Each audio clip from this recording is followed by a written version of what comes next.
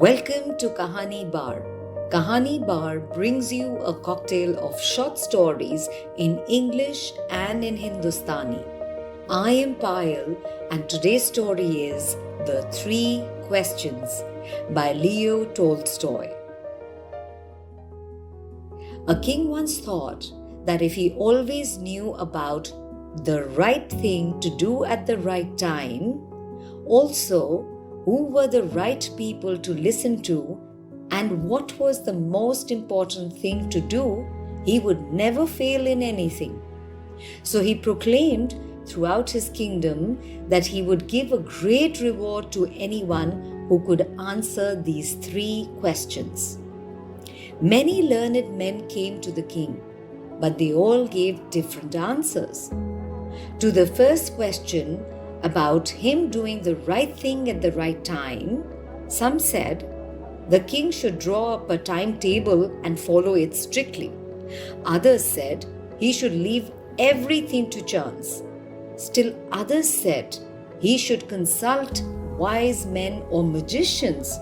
And some said only a council of scholars could decide the right time. To the second question, about who the most important people were, some said the counselors, others said priests or doctors, some said warriors, others said ordinary people. To the third question about the most important thing to do, some said science, some said warfare, others said religious worship, still others said farming. Since all the answers were different, the king decided none of them were right. He resolved to consult a hermit who was known for his wisdom. The hermit lived in the forest and never left it. He received only common people, so the king dressed as a simple peasant, left his bodyguards at a distance, and walked alone to the hermit's hut. The king found the hermit outside, digging the ground. The hermit greeted him, but went on with his work. He was frail and weak, yet he dug steadily. The king said, "I have come to you, wise hermit, to ask you these three questions. How can I learn to do the right thing at the right time? Who are the people I most need? And what affairs are the most important?" The hermit listened but said nothing. He went on digging. The king felt sorry for him. "Let me take the spade and work a while," the king said. "You are tired." "Thank you," said the hermit. He handed over the spade and sat on the ground. After digging for some time, the king repeated his questions. The hermit still did not answer. Just then, someone ran up out of the woods. It was a bearded man, pressing his stomach with both hands. Blood streamed through his fingers. He staggered toward the king and fell unconscious at his feet. The king and the hermit opened the man's clothing and saw a large wound in his stomach. The king washed it, bound it with his handkerchief, and rebandaged it as the blood kept flowing. The king tended the man for a long time until the bleeding stopped. By then, the sun had set and the wounded man recovered enough to ask for water.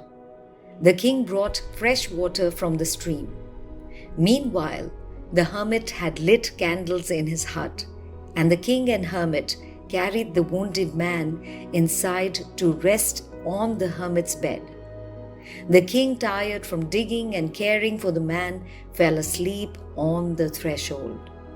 In the morning, the wounded man asked forgiveness. "I do not know you," said the king. "What is there to forgive?" "You do not know me, but I know you," said the man. "I was your enemy.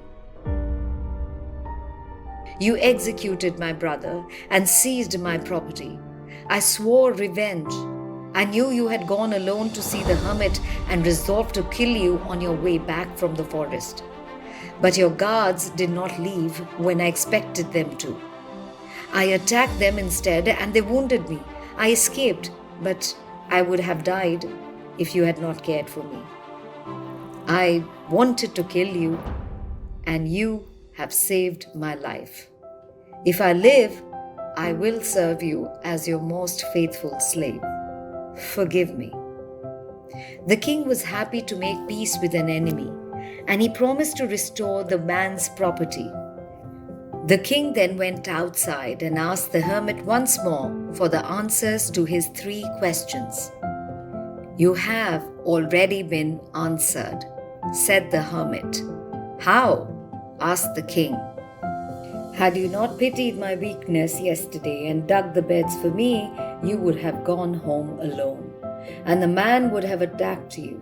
So the most important time was when you dug the beds. The most important person was myself, and the most important thing to do was the good you did for me. Later, when the man ran to us, the most important time was caring for him.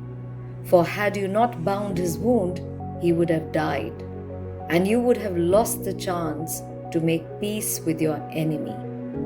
He was the most important person then, and what you did for him was the most important thing. Remember this, there is only one time that is important: now. The most important person is the one with whom you are right now. And the most important task is to do good, because for that purpose alone were you sent into this life. And that was the 3 questions by Leo Tolstoy. Life is speaking to you all the time, if only you pay attention. This is Payal signing off, urging you to listen to the whispers of life until we meet again for the next story. Take good care of yourselves.